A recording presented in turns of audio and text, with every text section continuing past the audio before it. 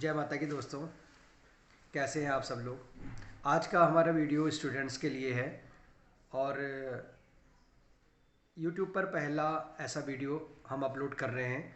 मात्र 10 मिनट में को 5 सब्जेक्ट कवर कर रहे हैं। तो आइए इस वीडियो को देखते हैं। सबसे पहले ये जानते हैं कि हम कौन कौन से आज यहाँ पर 5 वीडियो सिर्फ 10 मिनट में दिखाने जा रहे हैं।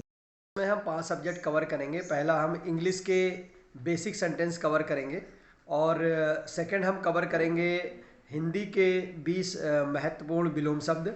और उसके बाद हम लोग साइंस में एक टॉपिक कवर करेंगे जिसका नाम है फोटोसिंथेसिस यानी प्रकाश संश्लेषण। और फिर हम लोग मैथ में स्क्वायर रूट को समझेंगे और 2 से लेकर 20 तक स्क्वायर याद करेंगे आज। और अगला जो हमारा होगा वो होगा एसएसटी का, जिसमें कि हमने एक बहुत ही अच्छा टॉपिक लिया है एम के गांधी यानी महात्मा गांधी जो है उनसे रिलेटेड, जो उन्होंने अपने जीवन में रिवॉल्यूशन किए, स्वतंत्रता आंदोलन किए, तो उनको हम लोग समझेंगे। तो चलिए वीडियो स्टार्ट करते हैं। तो पहले इंग्लिश से स्टार्ट करते हैं। इट्स योर टर्न नाउ, अब तुम्हारी बारी है। शो मी अनदर, एक और दिखाओ। शो मी दैट, वो दिखाना मुझे। शो समथिंग एल्स, कुछ और दिखाओ। शो योर टैलेंट, अपना हुनर दिखाओ। अगला सेंटेंस ध्यान दीजिएगा, इसमें है दिस इज रॉन्ग, यह गलत है। व्हाट्सअप, क्या चल रहा है। डोंट गेट अप, उठना मत। डोंट फॉलो मी, मेरा पीछा मत करो। आई एम लिविंग, मैं निकल रहा हूँ। तो ये थे हमारे 10 सेंटेंस जो अभी आपने देखे। उम्मीद करता हूँ कि ये अच्छे लगे होंगे। तो आइए विलोम शब्द को देखते हैं। लक्षण का विलोम होता है कुलक्षण। उत्थान, पतन। लक्षित, अलक्षित। आग्रह, दुराग्रह। लड़ना, मिलना। दाता, याचक। अगला है हमारा लगाव का हटाना। खेद, प्रसन्नता। लचीला, कठोर। गुप्त, प्रकट। लहू, पसीना। प्रत्यक्ष, परोक्ष। नख, सिख। घृणा, प्रेम। न्यू टॉपिक प्रकाश संश्लेषण। फोटोसिंथेसिस को हम कहते हैं प्रकाश संश्लेषण। आइए इसको चित्र के द्वारा समझते हैं। जिस तरह से मनुष्य पौधों से भोजन बनाता है, पौधे अपना भोजन स्वयं बनाते हैं। पौधे अपना भोजन जल, कार्बन डाइऑक्साइड और सूरज यानी प्रकाश की उपस्थिति में भोजन बनाते हैं, जिसे कार्बोहाइड्रेट के रूप में वह अपनी पत्तियों में संचित कर लेते हैं। Photosynthesis is a process by which green plants make their food in presence of sunlight, carbon dioxide and water.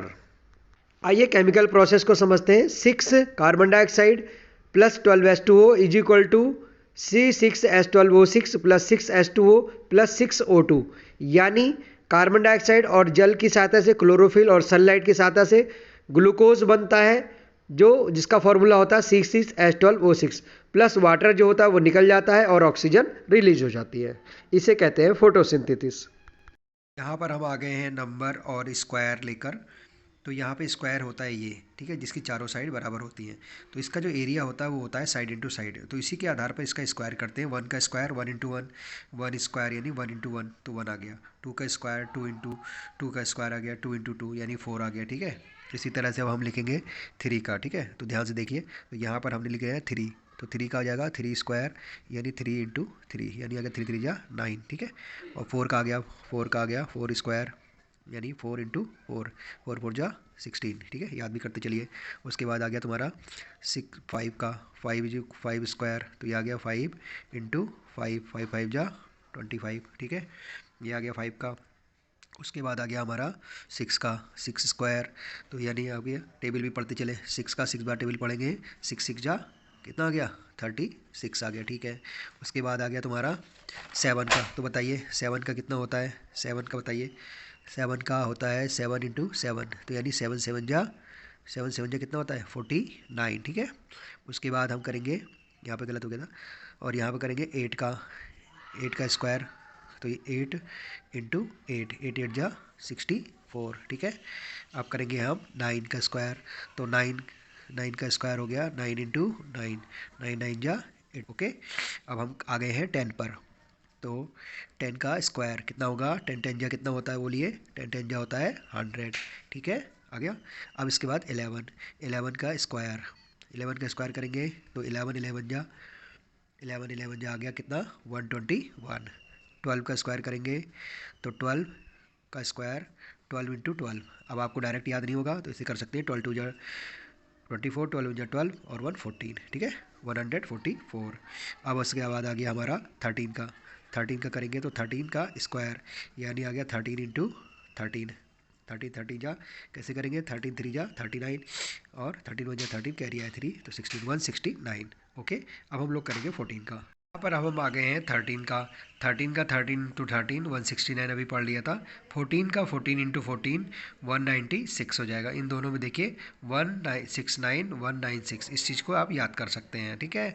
15 का 15 इंटू 15 225, 16 का 16 इंटू 16 256, 17 का स्क्वायर 17 इंटू 17 289, 18 का स्क्वायर 18 इंटू 18 324, 19 का 19 इंटू 19 361 और 20 का 2 2 जा 4 यानी 400, ठीक है, 2 जीरो आगे बढ़ा दिए।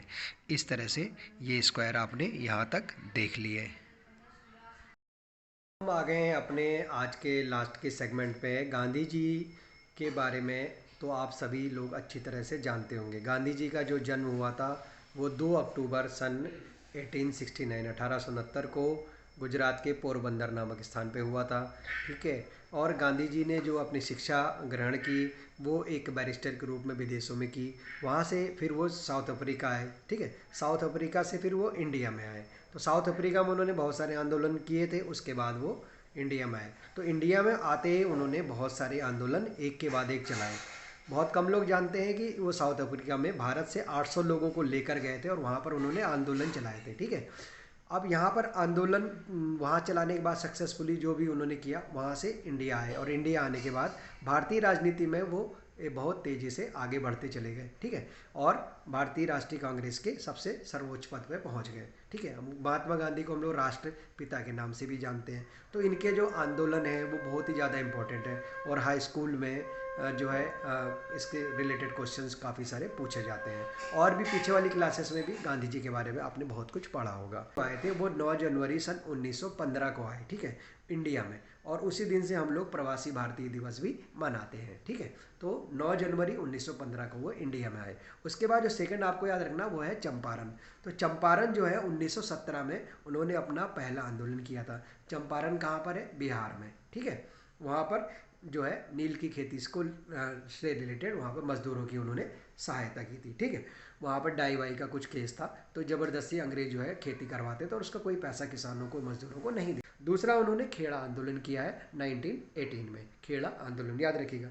तीसरा खिलाफत मूवमेंट जो है 1919 में उन्होंने किया, खिलाफत मूवमेंट, ओके, 1919 में। उसके बाद जो है अगला आंदोलन जो है उन्होंने किया नॉन कॉपरेशन मूवमेंट, जो कि अपने 1 सितंबर 1920 को उन्होंने स्टार्ट किया था। नॉन कॉपरेशन मूवमेंट किया था 28 दिसंबर सन 1922 को उन्होंने किया था। ये था सिविल डिसोबीडियंस मूवमेंट, ओके। उसके बाद जो मार्च जिसे हम लोग कहते हैं गांधी जी की दांडी यात्रा, वो 1930 अप्रैल 1930 में की थी। और जो लास्ट जो उनका आंदोलन था वो था क्विट इंडिया मूवमेंट, यानी वो था आपका 1942 में, ठीक है। तो ये थे गांधी जी के आंदोलन जो कि उन्होंने भारत देश में किए थे। उम्मीद करता हूँ कि आपको गांधी जी के बारे में ये जानकारी अच्छी लगी होगी। तो एक बार फिर से आप रिपीट कर लीजिए। गांधी जी 9 जनवरी 1915 को इंडिया आए, पहला नंबर 1। दूसरा उन्होंने पहला आंदोलन 1917 यानी चंपारण बिहार में किया था, ठीक है, नील की खेती के लिए। तीसरा था खेड़ा आंदोलन जो कि 1918 में किया। उसके बाद उन्होंने खिलाफत मूवमेंट किया जो कि 1919 में किया।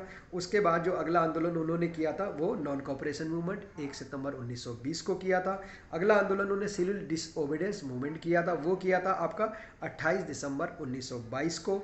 उसके बाद उन्होंने डांडी मार्च यानी सॉल्ट मार्च किया था 1930 को, वो अप्रैल 1930 में किया था। उसके बाद जो है उन्होंने लास्ट जो अपना आंदोलन किया था क्विट इंडिया 1942 में। और उसके बाद गांधी जी और बाकी अन्य नेताओं की सहायता से भारत देश को आज़ादी मिली थी। भारत देश स्वतंत्र हुआ 15 अगस्त सन 1947 को, जिसे कि हम लोग स्वतंत्रता दिवस यानी इंडिपेंडेंस डे के रूप में मनाते हैं। और हमारा जो संविधान 26 जनवरी सन 1950 को लागू हुआ था, जिसे कि हम लोग गणतंत्र दिवस के रूप में मनाते हैं। ओके, आगे जानकारी समझ में?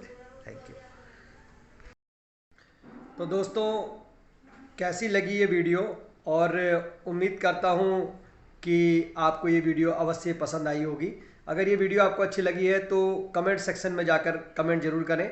यदि हमारे चैनल पर पहली बार आए हैं तो हमारे चैनल को सब्सक्राइब करना कतई ना भूलें। मिलते हैं एक और एक्स्ट्रा ऑर्डिनरी वीडियो में, तब तक बने रहिए। Thank you very much. जय हिंद एंड जय माता दी।